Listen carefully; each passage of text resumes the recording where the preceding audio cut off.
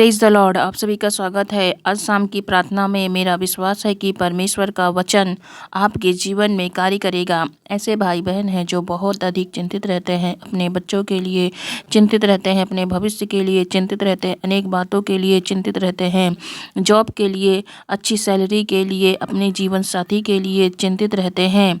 आप चिंता करके अपने समय को खराब करते हैं। अगर आप परमेश्वर के वचनों का मनन करेंगे तो आप इस चिंता से बाहर आ जाएंगे। परमेश्वर का वचन पढ़ते हैं, मत्ती की पुस्तक अध्याय 6 का 33 पद।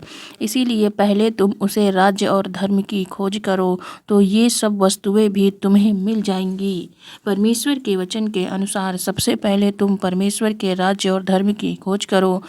तुम्हें अन्य लोगों की तरह चिंता करने की आवश्यकता नहीं है, संसारिक वस्तुओं की ओर भागने की आवश्यकता नहीं है। तुम्हें सबसे पहले परमेश्वर के राज्य को खोजना है। परमेश्वर का राज्य क्या है? परमेश्वर के राज्य की खोज यानी कि बाइबल के वचनों को पढ़ना, वचनों को समझना और उस पर मनन करना, उसके अंदर की बातों को रिसीव करना, बाइबल के एक एक शब्द को समझना, यह परमेश्वर का राज्य है।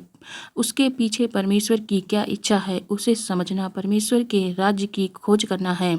जितना आप अध्ययन करेंगे उतना परमेश्वर का राज्य आप पर प्रकट होगा। जैसे जैसे आप पर प्रभु का राज्य प्रकट होगा, आप चिंता, परेशानी, निराशा से बाहर आते चले जाएंगे। ये सभी वस्तुएं जिनके लिए तुम चिंतित रहते हो, ये सब वस्तुएं आसानी से तुम्हें मिल जाएंगी। लेकिन सबसे पहले तुम परमेश्वर के राज्य की खोज करो, परमेश्वर के राज्य को समझो। बाइबल के वचनों के अनुसार परमेश्वर के वचनों के गूढ़ भेदों को समझना, परमेश्वर के राज्य की खोज करना है। आगे वचन में लिखा है, उनकी धार्मिकता की खोज करना, यानी कि परमेश्वर के गुणों को समझना, कैरेक्टर को समझना और उन गुणों को अपने जीवन में ग्रहण करना, उसे रिसीव करना, परमेश्वर को समझना, परमेश्वर की आज्ञाओं के अनुसार चलना, उसके आज्ञाओं के अनुसार अपना जीवन व्यतीत करना, उसकी इच्छा को जानना। परमेश्वर, जब आप बाइबल को गहराई से अध्ययन करोगे, हर एक शब्द को समझोगे, परमेश्वर के राज्य की खोज करना है। जब आप ऐसा करोगे तो ये सब वस्तुएं तुम्हें यूं ही मिल जाएंगी। ये सब बाइबल को पढ़कर उस ज्ञान को हम अर्जित कर सकते हैं और उसके अनुसार अपना जीवन निर्वाह कर सकते हैं।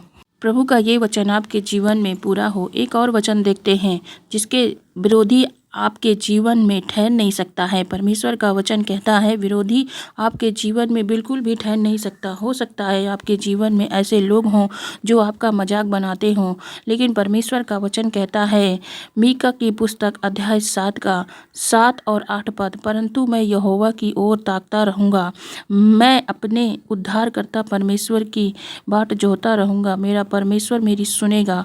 8वां वचन पढ़ेंगे, हे मेरी बैरन मुझ पर आनंद मत कर, क्योंकि यूं ही मैं गिरूंगा त्यों ही उठूंगा और ज्यों ही मैं अंधकार में पड़ूंगा त्यों ही यहोवा के लिए ज्योति का काम देगा।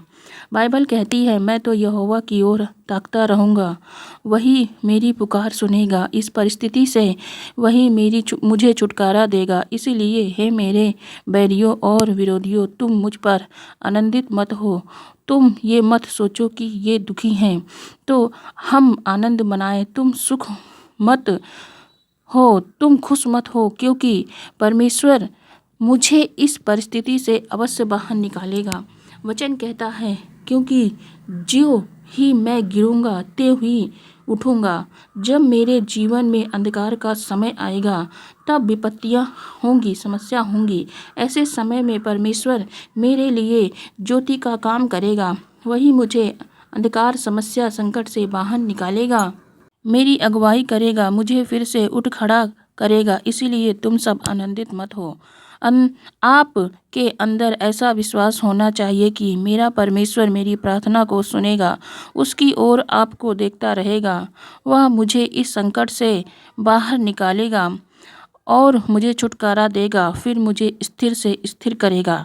ऐसा हो सकता है कि आपकी परिस्थिति को देखकर लोग आपका मजाक बना रहे हैं, उन्हें जो भी करना है करने दे, लेकिन आप अपना भरोसा परमेश्वर पर बनाए रखें। यही परमेश्वर का वचन सही समय आने पर आपके जीवन में पूरा होगा। परमेश्वर का एक और वचन देखते हैं, प्रभु आपके सपनों को पूरा करेगा, ऐसा परमेश्वर का वचन कहता है।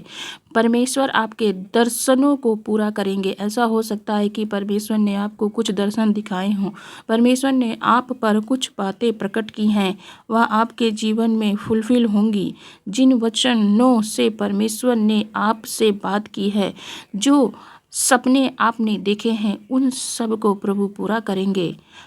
हबक्कूक की पुस्तक अध्याय 2 का 2 पद पढ़ते हैं, यहोवा ने मुझसे कहा, दर्शन की बातें लिख दे, वरन पाटियों पर साफ साफ लिख दे कि दौड़ते हुए भी वे सहज से पढ़ी जाएं। बाइबल के अनुसार जब परमेश्वर का वचन हबक्कूक के पास पहुंचा, तब परमेश्वर ने कहा कि हबक्कूक, जो दर्शन तू देख रहा है इसे तू लिख दे, कि जब कोई यहाँ आए जाए तो उन वचनों को पढ़ सके। इतना साफ साफ लिखना। आप भी मेरे प्रियो, जो दर्शन प्रभु ने आपको दिखाया है उसे साफ साफ लिख दे, अपनी डायरी में लिख ले। यह दर्शन जो मैंने तुम्हें दिखाया है एक निश्चित समय आने पर अवश्य पूरा होगा। जब दर्शन की बात जो लिख देते हैं तो आप उसे बार बार पढ़ते हैं। जब आप उन वचनों को बार बार पढ़ते हैं जिसको परमेश्वर ने आप पर प्रकट किया है, तब आपके मन में विश्वास उत्पन्न होता है। विश्वास मजबूत होता है तो परमेश्वर आपके जीवन में कार्य करता है, आपके दर्शन को पूरा करता है, आपके परिवार को, बच्चों को आशीषित करता है। परमेश्वर आपको 2 गुना सुख देगा। हो सकता है कि आपने अपने आदर सम्मान को खो दिया है, फिर कुछ और चीज़ें हैं जो आपसे छूट चुकी हैं, तो आज परमेश्वर का वचन आपको उत्साह से भर देगा। जकरिया की पुस्तक अध्याय 9 का 12 पद पढ़ते हैं, हे आशा धरे हुए बंदियों, गढ़ की ओर फिरो। मैं आज ही बताता हूँ कि मैं तुमको बदले में दूना सुख दूंगा। आमीन। वचन के अनुसार जब इजरायली लोग दूसरे देशों में रहते थे, तब परमेश्वर का वचन उन तक पहुंचा और कहता है कि हे आशा धरे हुए बंदियों, वे सभी इजरायली अपने देश से निकाले हुए तो हैं, लेकिन उनके अंदर फिर भी एक आशा है। ऐसा लगता है कि हम वापस अपने देश कनान जाएंगे। परमेश्वर फिर अपने जीवन में कार्य करेगा। जिन्होंने परमेश्वर पर आशा, उम्मीदें, नजरें रखी हुई हैं, उनसे परमेश्वर कहता है कि गढ़ की ओर फिरो, मतलब अपने देश की ओर फिरो। परमेश्वर की ओर संपूर्ण मन से परमेश्वर की ओर अपना मन लगाओ। अपने सारे गलत कामों को छोड़कर परमेश्वर के पीछे चलना शुरू करो, तो मैं तुम्हें दूना सुख दूंगा। आज तुम्हारे पास है उसका मैं तुम्हें आज जो तुम्हारे पास है उसका मैं तुम्हें 2 गुना सुख दूंगा। दुगनी आशीषें तुम्हें मिलेंगी, 2 गुना सुख तुम्हें मिलेगा, दुगना धन संपत्ति तुम्हें मिलेगा। सारी आशीषें तुम्हारे जीवन में 2 गुना हो जाएंगी। जो भी तुमने खो दिया है वह सब कुछ 2 गुना हो जाएगा और खोया हुआ तुम्हारे जीवन में वापस आएगा। प्रार्थना करते हैं। धन्यवाद पिता परमेश्वर, हमारे उद्धारकर्ता, हमारे जीवन के आधार। धन्यवाद पिता परमेश्वर, हम सभी को आपने चुना और अपना बेटा बेटी बनाया। प्रभु, आपने अपना मित्र बनाया। धन्यवाद पिता परमेश्वर, आपकी पवित्र उपस्थिति के लिए। आज शाम की प्रार्थना में जितने भी भाई बहन शामिल हैं, सबको भी सभी विश्वास करते हैं कि पिता परमेश्वर आप उन्हें आशीषित करेंगे, जीवन में कार्य करेंगे, उन्हें उनके जीवन में बरकतें आएंगी। प्रभु आपके जीवन में कार्य करें। आमीन आमीन।